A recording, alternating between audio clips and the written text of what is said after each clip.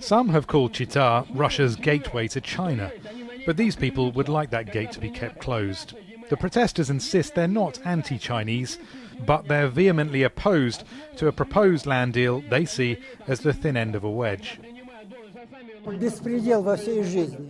How can we agree to this when what we are talking about is the barren land that the Chinese leave behind them? Why? This is our land. Why should we give it away? We won't see it in 49 years. It will be gone. Somewhere out there, though it hasn't yet been revealed exactly where, is the Hong Kong-sized plot that Zabaikal region's authorities want a Chinese company to farm for 49 years. You would have thought, given the seemingly endless expanses of land in Russia, that the matter of some 115,000 hectares wouldn't really bother anyone. But this issue taps into deeply held Russian insecurities about how long it can hold this sparsely populated territory against the billion or so Chinese just south of the border. People are afraid that the lands will become a small colony.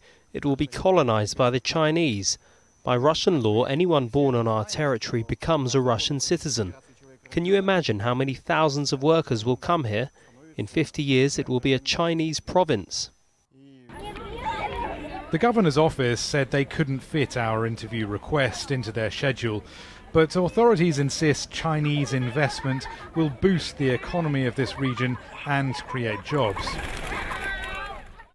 Indeed, since Ukraine's crisis poisoned relations with the West, a blizzard of contracts, deals and memoranda have been signed, augmenting a Russian-Chinese strategic partnership. This analyst isn't convinced, though. He thinks there's little genuine substance to most of it. There is no any real development in the economic cooperation. So it's much more from politics than from economics. But at the same time, the population has some concern about China.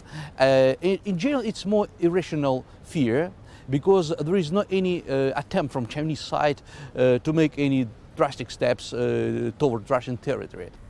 Some Chinese are here, though. They toil in the fields and greenhouses. They have stalls in Chita's markets. But you could hardly call it an invasion. And at the city's Buddhist temple, the faces of the indigenous Buryats are a reminder that the Russians were colonizers themselves, and this land wasn't always theirs. Rory Challens, Al Jazeera, Chita, Far Eastern Russia.